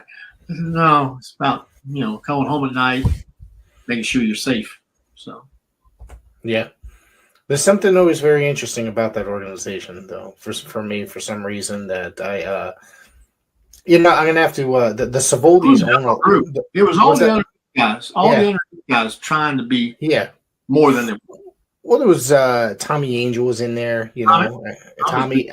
He's a great guy. I interviewed him a few months ago, and I thought that was a great conversation. And David Isley. He was there. George South made an appearance, I think, at one point. Yep. Here's a funny story about George South. Yeah. When I was doing graduating college in 1974, the last 9 weeks, almost last 9 weeks of your graduating year, you do student teaching. Yeah. So I had a section of time I had to do student teaching. Now, it might have been in the late fall or early spring. I'm not sure. It's been a while. 1974 is a long time ago. So I go to a little school. It was North Gaston's middle school, W.C. Friday, in Gastonia, North Carolina. And actually Dallas, North Carolina, because Dallas, little tiny town right outside Gastonia, and North Gaston was Dallas, North Carolina, and W.C. Friday was a block up the street in the woods, not the woods, but on a country road, W.C. Friday. I'm doing my student teaching at W.C. Friday. I'm a 160-pound guy. I'm a former, wrestler in high school. I was a gymnast in college. I could do all kinds of, but I wasn't a basketball player. I played a little football, but I was basically a PE teacher. Okay. Right. So I go there, and first time you're a little scared because you got all these little 8th and 9th graders, because that's all middle school, right? But they're just little 8th and 9th graders, 7th, 8th, and 9th graders. And so I'm sitting there and teaching class, and we have a little fun game with the high school comes back, raise money for the school, had the teachers play against the students, and the teachers beat the students. I made 2 shots that couldn't do it again if my life depended. I went, oh, it went in. Holy cow. Well, I couldn't play basketball. It was terrible. I could jump and rebound, but I couldn't shoot with a crap. I just kind of pretended like I was going to go in, and it went in. I was like, I can't believe it. I was just, man, you look like a pro. I said, no, it's called pure T luck. Because you told me to do it now. It may even make it to the goal. But we're out there playing, and then next day we had school the next week. I'm sitting there. It's my last few weeks at school, and a little kid comes from and says, Mr. Ligon. I said, yeah, Coach. Yeah, what's up? I said, man, you need to become a professional wrestler. I said, why? I said, you need to be around. I weigh 160 pounds. I'm skinny. I'm a skinny boy. So that's what I want to be. I want to be a professional wrestler one day. And he's like 8th grade, about this high. I'm like, I said, well, good luck, kid. I mean, you want to be a pro wrestler? Go ahead, go for it. So I said, well, this guy's got goals. He's an 8th grader. He's 10 years younger than I am. I'm like, so I said, okay. Well, 10 years later, I'm at WC TBS Studios where they're doing TV. One of my first tapes I've done with TBS because just started 83, 84. So I'm like, okay. So I'm up there, and all of a sudden I'm sitting there putting my boots on and get my stuff on and everything like that. And this guy walks up. Well, Mr. Ligon. Yeah? I don't know the guy from nobody. He said, you remember me? I said, how would I remember you? You were my teacher in 8th grade. I went, what's your name? He said, George South. So George South. I said, I don't remember you, George. He said, we told you. I remember somebody saying something, I'll be a pro wrestler, but you told me you want to be a pro wrestler. I said, yeah, I think I remember that. That's been about 10 years. Yeah, it's been 10 years. Because he was 25 years old, and I was 35 years old. So I said, well, kid, you made it. And he's been doing it ever since. That's all he's ever done his whole life. He's still at it. Another guy. I have a picture of him up here on my wall. So we're booking him for the. He's putting on a show we have on October 7th in our school. Yeah. And I said, give me some guys. And one of the guys that got backed out, he said, that makes me mad. He gave me his word. I said, George, it's pro wrestling. I said they got a better deal somewhere else. I said, and you can't blame the guy, but I know I tell you, I can make 5,000 here or 500 here. I told him I was coming. I got to go to the 500. You know, unless can you find somebody else? I'll pay you $500. You know, that's what I do. I pay you $500 because I'm not coming. And if it's okay with you, if he says no, I got to have you, then I bite the bullet. You don't give him your word and then change it. You just can't do that. Yeah. But if an emergency happened, like a wreck or something like that, yeah, you can't do that by that. But that was a choice made. And there's nothing to put somebody else in my place. I got a guy that can do my spot. Because I wasn't advertised, so it's not a big of a deal. And that's why, but I at least give him a heads up. Right. I wouldn't give it a heads up. But yeah, George, I just finished talking to him for about 40 minutes. So I was riding home and he said, Gene, we got to get that match together. I said, George, we didn't advertise him, so it don't really matter. We just got to put on a good show. That will draw crowds back again. If you put on a lousy show, I don't care if you had a star that doesn't do a bump, they're not coming back. They got to come back to see a show that they enjoy and set up something for the next match. You know, the next time we might have a bigger budget where we can hire some bigger guys. But most of the guys that want to come in there, they want their money. And so, how many bumps you gonna take? Well, I don't take bumps. Guess what? You're just a memory. I don't want a memory. I want a guy who can go out there and do something. But I know you're 70 years old. I know you're 65 years old. I know you're not going to do anything. But if you had a young guy with you, and you walk in and give him a couple of forearms, boom, boom, boom, boom, and then you tag out to your partner, who's a young guy, that'd be better. But you as a single match where I'm not going to take a bump. Well, guess what? We don't need you. Can't have you. Unless you're going to sign autographs and be a manager on the sideline, you're not getting paid the money you want to get paid, though. You're only worth because you're not doing anything. Yep. And if 3 people came because of you, well, you big deal. Now, 3,000 people show up because of you. Hey, we're going to pay you. It's a huge difference. Huge difference. Yeah, big difference. Do you mind if I run down a couple people and ask you about them and your experiences with them? Absolutely. Somebody I want to ask you about is, let's see here, Don Kernodle, the late Don Kernodle. First pro match I ever saw as a student in college. Don Kernodle was in a wrestling match at Shelby Recreation Park, probably 1973, 72. I'm not sure. Me and a couple of my buddies went, let's go watch a pro wrestling match. We had never been to one. And we got there, and he wasn't a headliner. He was a beginner. He got out at first match. I think it was the first match. And he was, fairly built pretty good. And but I'm thinking, all right, there you go. And he went to Elon College. As our rival. Gardner Webb's rival was Elon College. So he was over there talking to people on the sideline. But that night, the main event was, what was his name? Johnny. What's Valentine? Johnny Valentine. Okay. Yep. Greg Valentine, we didn't know who Greg was. Johnny Valentine come out in that black robe, walk out there, and we're sitting going, that guy looks like he could kill you. I mean, he just had to look. Wasn't a big man, but he was he was statuesque. I mean, and what really got me was this: how good these people were.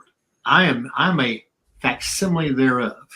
These guys lived it and believed it. He walks out, and this big man stood up, pulled his hand back on, beat your butt. And Johnny looked over at him like, paused a minute, and walked in his direction. The guy went, he's bowing up. And Johnny leaned forward and stuck his chin out. Take your first shot. And the guy went, kind of backed off and sat down. That's what I thought. He got in the ring. I said, dude, if that's a bluff, it's the best bluff I've ever seen in my life. I said, man, never forget that. I said, did you see that? Yeah. What would you have done? I ran. I would never hit that guy because I might break my hand hitting him. He looks like he's got a stone jaw. And right. And I said, wow. So he stood there and he'd hammer a guy. Wham! I thought this stuff was fake. You could hear it. Thud. And he was known for laying it in on guys because you don't get mad at guys like that because he's willing to take it too. I'll give it and I'll take it. Now if he said, oh, bam, bam, he bam, blah. You could pound on him all you wanted to, but he's gonna pound you right back. That was the beautiful thing of watching. That was my first pro wrestling match I ever saw. Wow. What about Rocky King? Rocky. Rocky was a great guy. He was always he mumbled so much. But Rocky would give us heart and soul every match. He wasn't very big, but he was very skinny. He was very mean and muscular, but he wasn't a big guy. But he stepped in that ring, he's gonna give you 100%. Never felt like he was just going through the motions. He wanted to do as best he can because he was hoping to get his big chance. Right. And just a good guy. Just a good guy. What about Tully and Arn?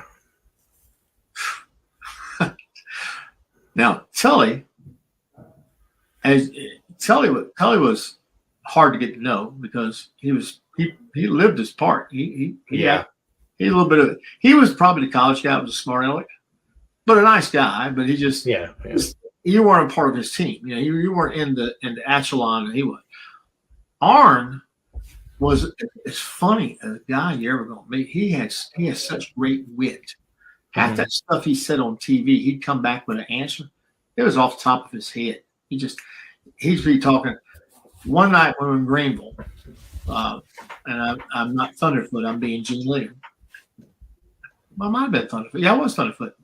And we go out there to wrestle. I got to wrestle against the something other Raiders, Kansas City Raiders. The Jayhawks. Jayhawks. Yeah. I never kept up with anything. I was about a follower of wrestling. It's Bobby Jaggers and oh crap, I can't remember the other guy's name right now. Guy's Harry. I know the guy's Harry. Yeah.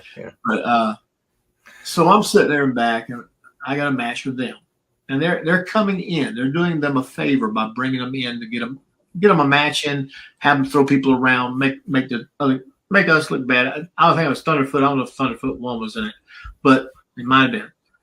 But I'm standing on the sideline, and Arn apparently he likes to rib people, and I don't know if he had any kind of like angst against these guys or anything like that. Maybe against one guy because the one guy was a jerk. Jaggers. The other guy was a serious-minded guy and a decent guy. And Jaggers okay, but Jaggers was always on you. He's irritating the crap out of you. Never made him. Just about all the guys always talk about. He can be a jerk. But he was, a decent worker.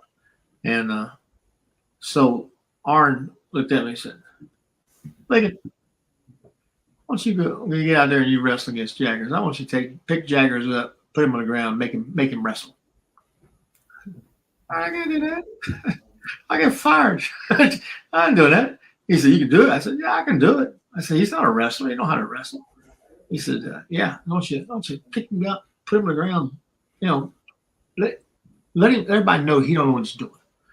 I said, oh, I don't do that to a guy like that. Because he said, well, I said, I get, Dusty will have me fired. And J.J. Dillon was standing right there. And J.J.'s a booker. He's like, top guy. So, J.J., Ligon, did you care if Ligon does that? I said, nah, do it, Ligon. I said, now, let him up. Don't make it look bad, but, just show him that you can do something. Because he basically did, because we're guys out there to take a fall, disrespected in a lot of ways. The other guy was not so much. He knew he'd come the hard way too, but sometimes they get a little hitty.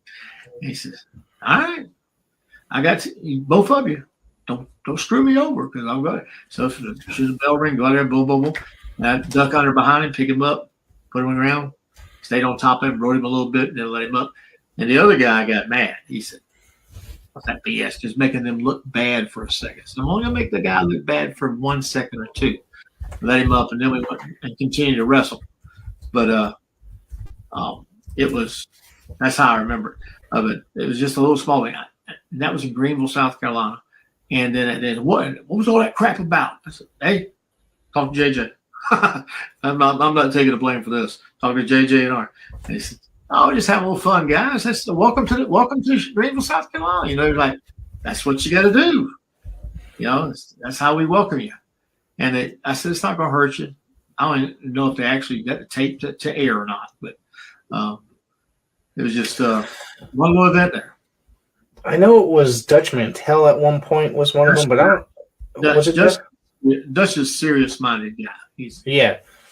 Great mind for the business, and the guy obviously he's lasted forever. So yeah, he knows so much. He knows more than I ever thought about him. Yeah.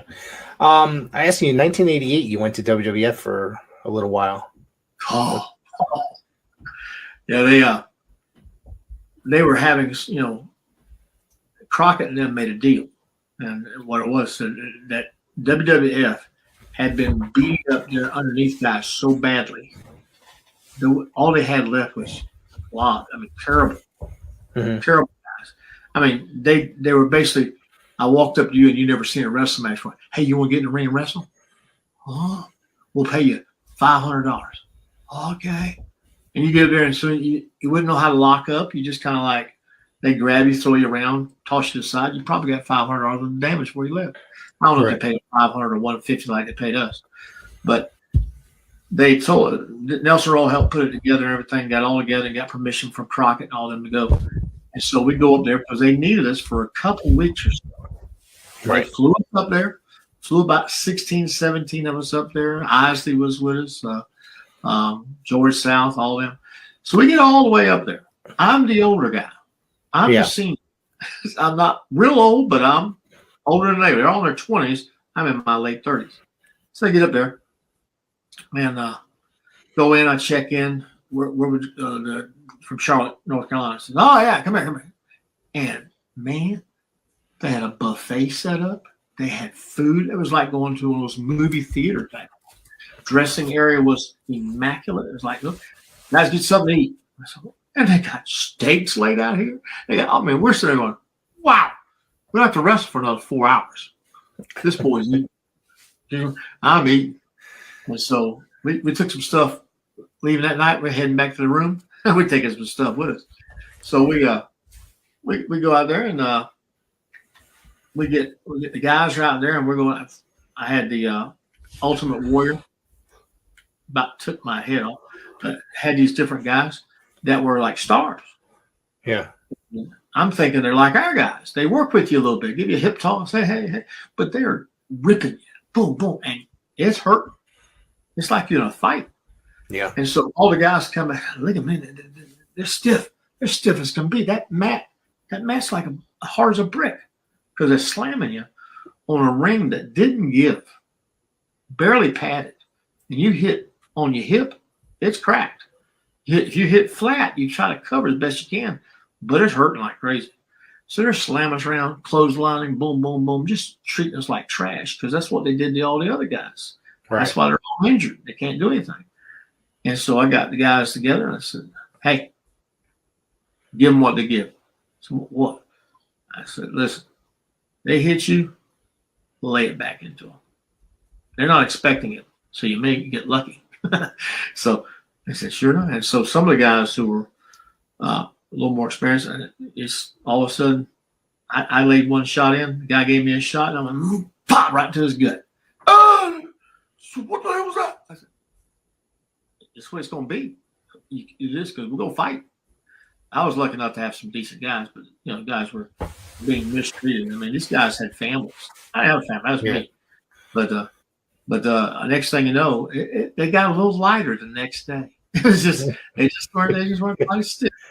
They said because they didn't want to get hit. I said it's gonna look really bad. The world champion gets knocked out on TV. because it's going to happen. Yeah. These are country boys from North Carolina. They know how to fight. I said, me not so much. But I know that boy right there. You make him mad, he'll knock you out.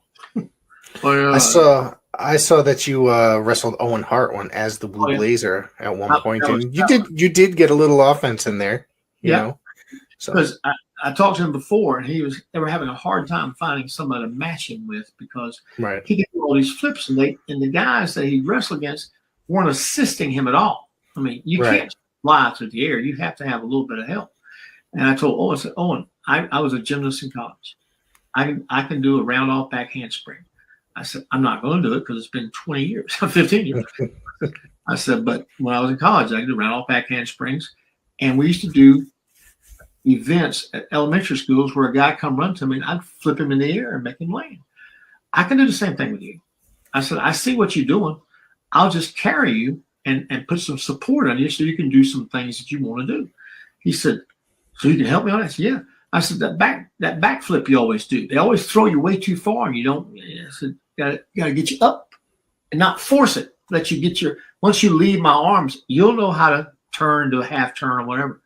He said, good. So he felt so much more confident because he had just gone to that gimmick. He had just started doing it. And I think he walked across the ropes one time and he flipped off of that. And then I did a backflip to him and I turned around. Next thing I know, he's drop kicking me. What the hey? Where's this guy? Because I just threw him in the air like a backdrop. He landed on his feet. I turned around, boom, here comes the drop kick. He thanked me after the match. He said, yo, that was perfect. I can have you every night. I said, I'll be going in a couple of days. Be gone. I said, that's how you ought to be done. And that's the first time we've been in the ring together. So if we'd had several matches, it would have been a whole lot better because we could have done stuff. But I was trying to time him and get him just right. And he was so good at it, I was helping him too much. He was not getting any help, and he would overcompensate and almost flip out of it. I said, we'd had 3 more matches together. We could have so much fun flying through the air, and I'd look like the dummy getting knocked down every time. I just should have got on, turn around, boom, drop it, arm drag, boom, boom, over top ropes. Just, but how they did him when he died, that we said, never again. We're never going back to that pit. Those people do not care. Because in a regular baseball game or a football game, guy has a heart attack on the field, game's canceled. Yeah. He died by the ring. He was dead. Yep. When he hit the ring, he was basically dead. So and they took him off like he'll be okay, and it continued to show. I said, no, you say the man's dead. Give him the honor. Yeah. But right there, I said, no, I'm not doing that guy. I'm not going back to WCW again. We finished what we had to do, and we got out of there and had to get home. Fly back home, Don't send us again. Not again. That was wrong. I was there tonight. I think I was there tonight that McMahon got punched by Hitman. Hitman, yeah. We were, and I said he come walking out like he was like, what happened? You knocked him out. Cold Jack. The story goes that he called him in the back there, and he says, because they gave the title away. And that was that ain't how it's supposed to go. And the other guy was involved in it. Said, hey, I got to do what the boss says. The Hitman was right downstairs, had to come back to the back. And you see McMahon walking down the hallway like, what the heck's he want to talk to me about? And walks in, what do you want? Bam! They said the man come walking out like he was drunk. And he was. He was knocked out.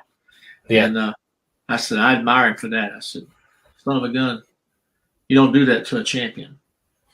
You work it out with a champion. And he would have probably done what it want to do if it's right. But not everybody, not all champions go along with the finish. No. We're not doing it that way. We're going to do it this way. Okay. Can we do a little bit of this? We'll do it. You negotiate it. But there's a lot of guys. I was in Japan. And I was like, said, we're going to have you get beat by so-and-so. And the guy was too close to America.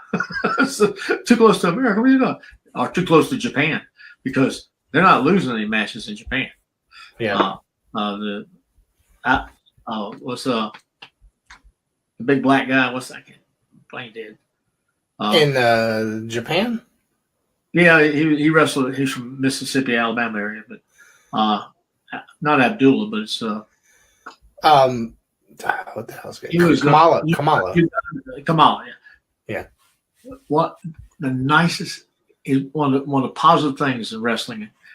He said our biggest line we had in Australia. We were down in Australia for the IWA, which they were starting a group of IWA, and he goes and said, "Man, I tell you, this is how it's going to be this way. It's going to be this hot." He said, "Is that right?" So he'd always say, "Is that right?" And so he said, "Well, come on, we're going to have so and so go over on you." And he said, "Oh, we can't do that. Too close to Japan. We'll be in Australia. It's too close to Japan." Because it gets back to Japan, guess what? They're going to know about it. Yeah. They're not going to pay it. He got screwed over by WWF so badly. I mean, he was paid stump change. And he was he was the draw. He was a big deal. He lost all kind of diabetes and stuff. Yep. But you would just love sitting around shooting the bull with him. He was just funny. We laughed and laughed and laughed. And he'd talk about different wrestlers, and he'd tell what he did. We just started giggling and laughing like a bunch of little kids because he was just a good guy. You couldn't have found him. Yeah. We just had a whole month in Japan, in Australia with him. And we went around to the zoo we had there and everything. It was like a Carowinds or a King's Dominion type park. Right. And we wrestled every day for about 20 minutes. And then it'd be an early day and a late day. And it was just like going to an event that you go to, like one of those song shows. It'd be a wrestling match. So we'd go either have the early show, which we start at 12 o'clock, go out there for 10 minutes. I'm done. Back to the room, get free food, out of here. So they paid us, several $1,000s to go down there and do 10 minutes for the work a day. It was funny. It was great. I'm like, this is all right. We had breakfast in the morning. They had to pay for all breakfast. That was the only thing. I mean, back then, this is, 1992, something like that. And a buffet, eat all you want, was like $20. Yeah. Well, we'd pay $3 here in America at the time, like $20. So we'd sit there and eat like crazy. And then we found out they were having hamburgers at the event. So we started skipping breakfast. Go get all that. Can we take some? Yeah, take all you want. Shoot. I take 9 hamburgers home to the motel room and go downstairs to the microwave and cook them suckers in our room. And that's what we lived off of because we couldn't spend no money. It was a cup of coffee was $4. That's when coffee was 30 cents. It's $4 in Australia. But hey, I bought somebody a cup of coffee. I said, "What? $4? Better drink all of it." Don't even half a cup. Don't waste my money. Wow, it was a nice trip. Australia was a great trip. Japan was a great trip. I was going to ask you. This would be probably. I want to know about your trip. You worked with All Japan, and I have it here. Yeah. 1987. I think. Yeah. 86 or 87. I mean, that was an opportunity that Nelson Roll helped line up. He said, "Listen, you want to go to Japan?" I got it's Japan. Oh yeah. I said, they'll fly you out there. They'll pay you $10,000 to wrestle. $10,000. Yeah. Are you kidding me? 10. Do you mean like $1,000? No, 10,000. That's your pay. Is that because I'm special? Yeah. No, everybody gets paid. Darn, I thought it was special. But, so I get over there, and of course they check. I have a passport. Barely got it in time. Never had a passport. So I got a passport. Boom, in there. And the first night there, we're in this arena. What a big arena! It was like an auditorium. Mm-hmm. And knowing the Japanese people, didn't know them. Didn't know how they acted. But most of these little 12, 13-year-old little boys were big fans. That's the market. And they come running up, and I'm standing next to Stan Hansen, who I had just met. And Stan, he's not as tall as he was when he was in Japan. He's much taller then. Now he's short. I'm like, he's the same height I am. I said, Stan, he shrunk. He's compacted his back. But he's standing there and he's like, he's showing the back like he's playing the part, right? But a very intelligent man. You know what I'm saying? He's showing the back and the kid walks up. Stan Hansen. I got Stan Hansen. Get away, kid, get away. That's Stan Hansen. Spits on him. And 3 kids got splatter all over their face. And I'm like, what the? I'm like, how rude. They go, Stan Hansen. They go running. They run to all their friends. Stan Hansen. Oh, they go, ooh. And they're like playing with the spit. It is an honor. It is an honor to be spit on by Stan Hansen. He said they love it. I said, they love it. He said, watch. I said, oh my gosh. It's like an autograph. So they just think it's funny as crap. He says, it's just water. So we're wrestling and I'm not a drinker. I never drank in my life. I don't smoke and all that stuff. I'm just a regular guy. I like to eat. Yeah. But we and Stan's kind of like hey, get something to drink with us. I don't drink. So he starts thinking I'm gay. I'm sorry. That's like, no, I'm sorry. I said, I'm not gay. You ain't chasing no women. You're not drinking. Now, he didn't do it. He didn't do any of that either. But usually, right. The young guys like he said, yeah, at your age now, you'll be doing this. You're not married? I said, no, never been married. I said, well, I'm concerned about you. So he started thinking, and so I said, no, I'm not gay. But I gave him a tip on a stock. He said, who is this Food Line? I said, look up Food Line. I want to look it up. Food Line's small grocery store in Salisbury, North Carolina, growing like crazy. And he bought some stock, and it did him well. And so he started talking to me. We were in a town, and we're all going out that night. Night is late afternoon. It's like 5 o'clock. We didn't finish the matches and everything like that. We didn't have a match that day. So we're going there and says, go to the club. I don't go to the club. You got to go. So you go to the club. And it's not like a nightclub. It's a karaoke bar. Right. And everybody's there to have some drinks and some sake and stuff like that.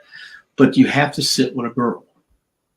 And I'm not paying. You don't pay. Sit with a girl. It's part of the culture. So there's Filipino girls. Very attractive. Yeah. But they come up every so many weeks, and they get to work so many weeks, and they get paid based on tips. Mm-hmm. Band was paying for everything. So I'm sitting there, so what you want to drink? I have a Coke.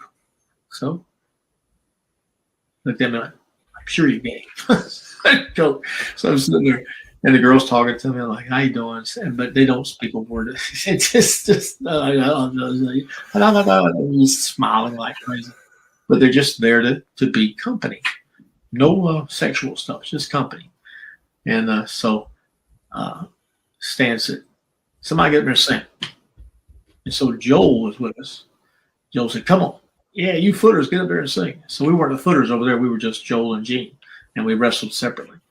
So we get up there and start and put an Elvis song. And I could do certain voices. And so we started singing. And Joel was either singing and I'm singing the song. And I'm trying to do it like how Elvis did the song. And I'm putting a little bit of home. And so all of a sudden, people say, stop. Oh, Elvis Presley. And so Joel walks off the stage and leaves me singing. So I sing the whole song and walked down, and Stan looked at me and said, well, that was pretty good, Ligon. I'm looking at you a little differently now. And so from that point on, we were buddies.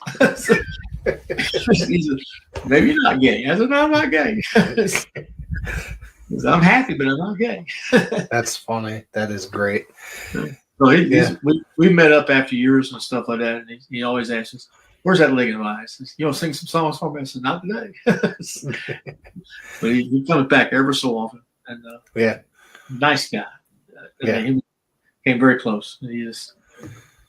But he kind of walked me through the whole thing in Japan. He said, I lost a match I wasn't supposed to lose. I misunderstood them because they you're over. you over. I said, over what? Over this? I under. Okay. And they got it mixed up. And so I thought I was supposed to get beat by this guy. And it's one of their guys who gets beat all the time. Yeah. He's the guy that loses. And guess what? He won.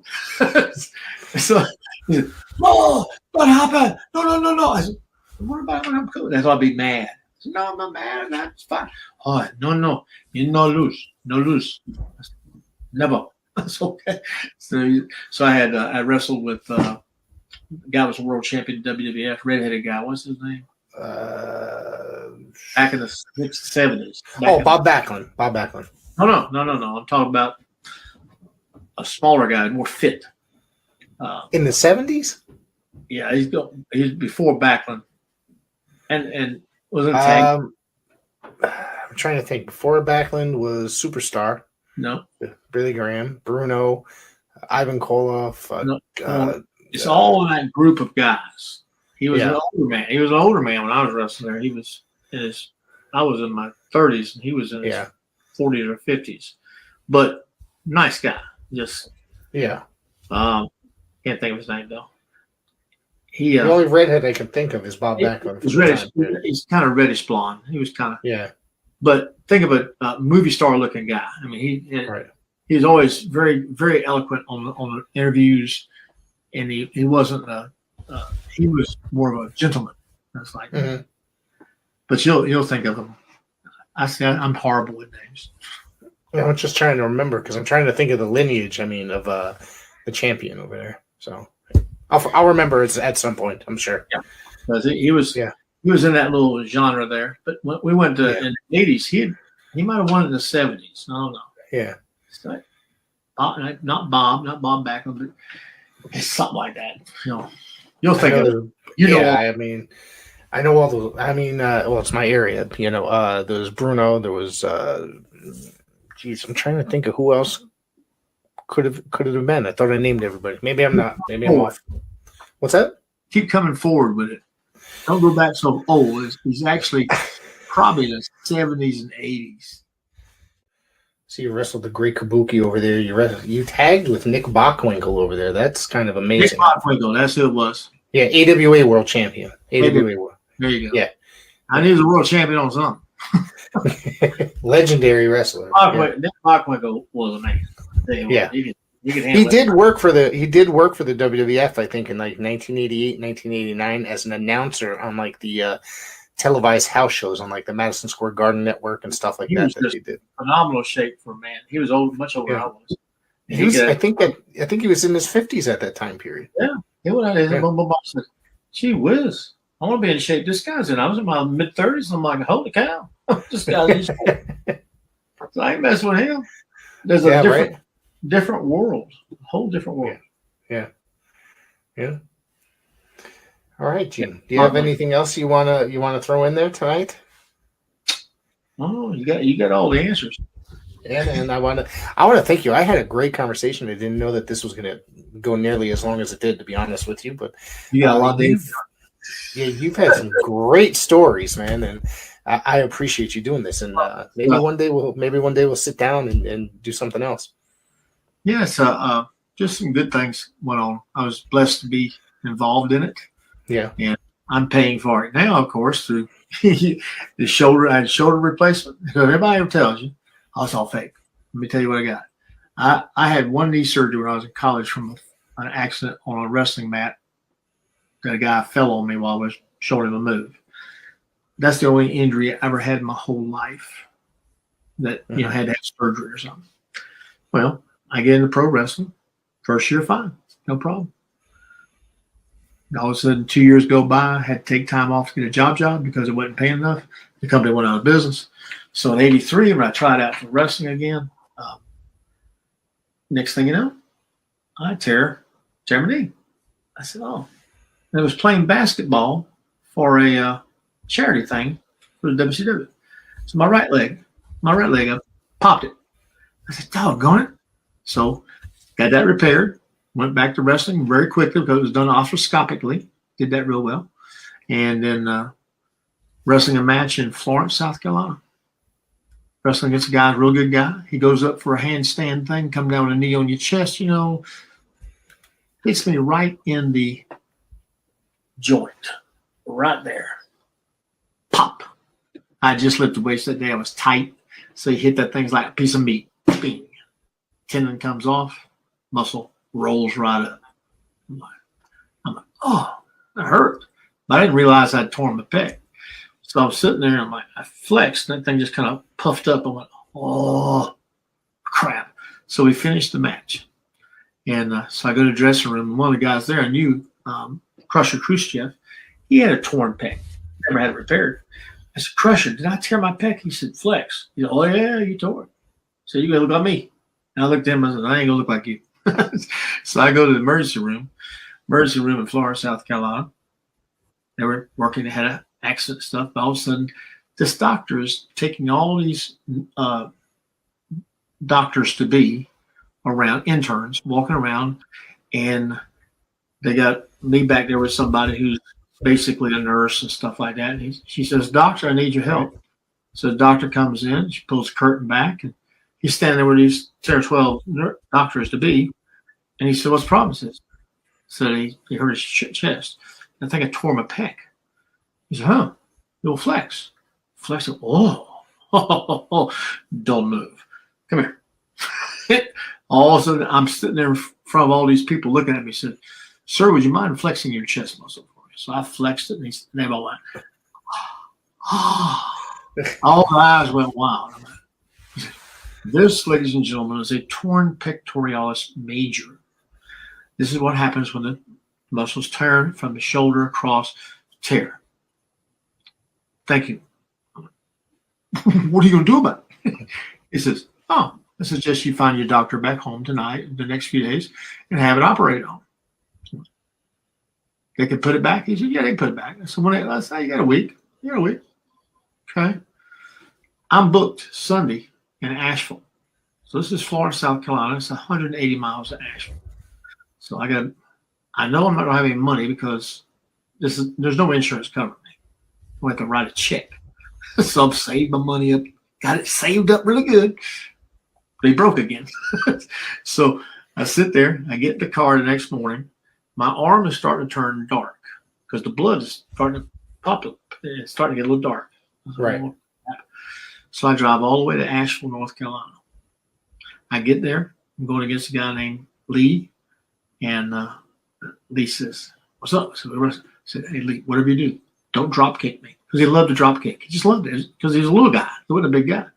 So we lock up, and it's like, oh, it's sore as can be. So we lock up, and I shoot him off. And he ducks, and he cross body rides me. That didn't hurt too much. So I get up, and next thing you know, he comes up with a drop kick. Ba-bam! I hit the ground, and this thing's like, oh, it's like it rocks. So I said, I got him in a move, and he grabs my arm and twists it. Oh, no, Lee, don't do that. But he's doing things out of habit. You don't think. You just do it. Yeah. So finally, I pick him up and slam him. I hold him down. I held him down. He said, don't kick out. Don't kick out. He didn't kick out. I crawled out. I got in the car. I'm driving home. Well, I got a match Tuesday in Gaffney, South Carolina against the Rock and Roll Express. So I get there. It is now black. Whole arm's black. And I walk around the back and knock on the door. Hey, look at what's up. Hey, Rick. Hey, Robert. How you doing? So listen, guy, do you a favor. I said, I've got y'all on TV. And I got a problem. And they go, oh, crap. What'd you do? I said, I tore my pec. It's tender. It is so tender. I can't stand it. And he says, don't worry. Who are you working with? This other guy. Oh, I don't know who that is. It's a rookie. He'll be in the ring the whole time. Don't worry about it. So I get up in the ring, and first thing we did, standing there, I'm just sweating because it's hurting. I'm like, oh, I can't stand this. So we get in the ring, and I put my hand on the turnbuckle, and they start wrestling. Boom, boom, and they hit the ropes, and I realized the rope jerks a little bit. I'm like, oh, I took my hand off the thing. I said, I'm not doing that no more. I'm holding with the wrong hand, right?